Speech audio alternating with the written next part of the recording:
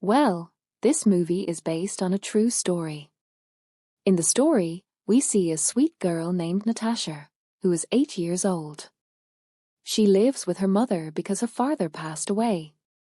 One morning Natasha wakes up from sleep, but she quickly gets ready and tries to leave for school when she gets into an argument with her mother, and her mother yells at her, causing Natasha to get upset and leave for school without saying anything. However, as Natasha is walking, a white van stops and a man forcibly pulls her into the van. Natasha yells, but the road is empty and no one helps her. The man knocks her unconscious and takes her away. When Natasha regains consciousness, she finds herself in a small, secret room with no furniture, just a small fan, toilet, and wash basin. This room is in the home of Alex, the man who kidnapped her. Natasha bangs the door and shouts that she wants to go to her mother. Natasha gets scared seeing this but gathers courage and says that she wants to go to her mother, to which Alex does not say anything and leaves from there. Natasha is hungry, so after eating food she remembers her mother and goes to sleep in fear. These 3 days pass and it is revealed that Alex, who looks calm from outside, is full of pride and a threat from inside. He always wants to keep Natasha as his slave. He goes out very rarely and sometimes his mother comes to meet him. Apart from this, the news of Natasha's disappearance spreads in the whole city. Her mother is very worried, but the police is unable to do anything till now. One day when Natasha tells Alex that if she has to go, then he says that it is your wish that you leave. Now you are only mine. I took money from your mother in exchange for keeping you. If she cared about you, she would have given you money and taken you. The truth is that Alex never asked for money from anyone and then leaves. He sometimes tries to Natasha to sleep by telling stories. Gradually, Natasha's world gets confined to that small room. For months pass like this. One day, Natasha pretends to be unwell so that she can go out. Alex ignores her. Gradually, he tries to control Natasha by putting mental pressure on her. When she doesn't listen to him, she starts crying. Every time Natasha talks about going out, Alex brainwashes her by intimidating her. Here, the police comes to know from a girl in the family that on that day, Natasha was kidnapped by a man in a white van. Therefore, the police take all the contents of the white van present in the area to Alex. Police also arrives and inquires about him. Alex tells them that the day of the incident, he was at the home. He speaks politely to the police, claiming they have no suspicions. They search his van but find nothing. They leave. Alex then installs a speaker in Natasha's room, so he can hear her every word. Alex tells her every word that if she obeys him like a good-looking girl, she will be safe. If she tries to escape, she will be severely punished. Alex gives Natasha some books and puzzle games to keep her busy. Natasha spends for years living there.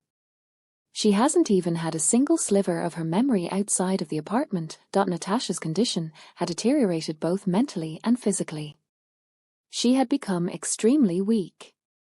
When Natasha arrived, she was a little better, but now she's very thin. Alex often leaves her without food. Natasha have her first period, and then Alex takes her out of the bathroom for the first time, but Natasha has to bathe in his presence. Now Alex starts to abuse her. He does this every night. Natasha obeys his every word and endures everything. But she's broken inside. When Alex is happy with her, he sometimes takes her out of the basement to hang out. Alex always tries to put him back in the same prison. One day Natasha asks him about his family, then Alex gets into a fight. Natasha is missing her mother a lot. Now Alex is trying to see how much Natasha has believed everything and whether she will try to escape if she gets a chance or not.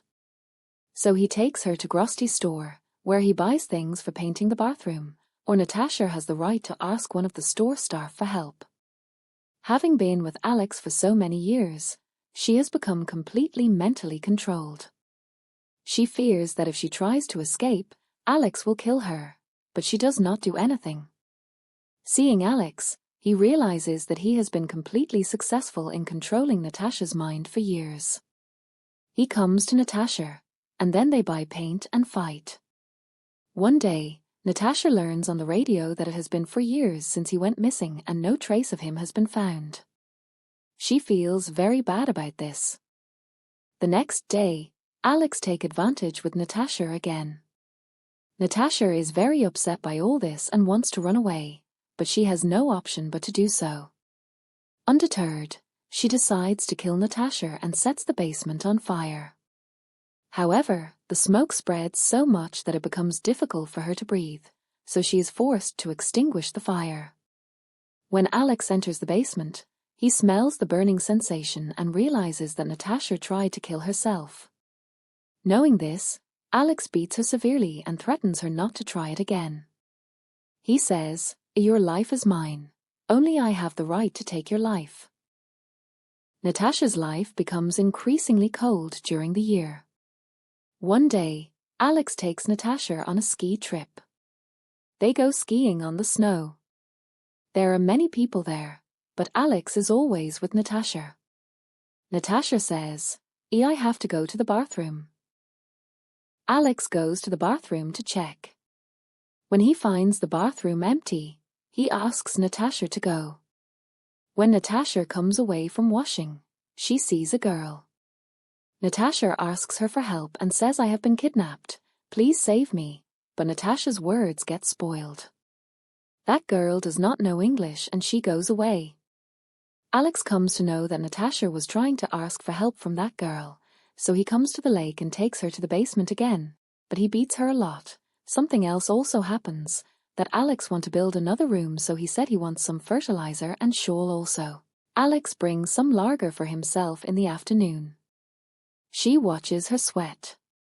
After this, he asks Natasha to put on a brush and then goes to bed with him.